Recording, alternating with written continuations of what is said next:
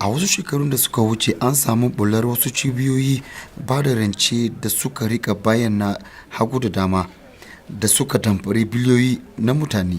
Ya aka ga Kwarai da gaske, wani irin matsifa ne haka?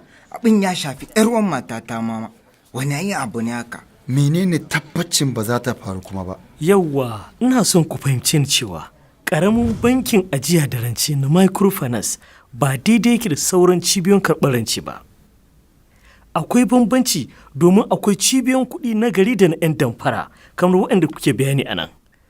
Kusan matsalar da muke samu shine dokar ƙasa ba ta tanaji wani tsari da kotu za ta dinga lura da abubuwan da irin waɗannan cibiyoyin banki ke yi ba. Babu wani tsari da aka tanada wanda yake lura da al'amuran da suke yi. Ku a nan daban kuke? Tabbas haka ne.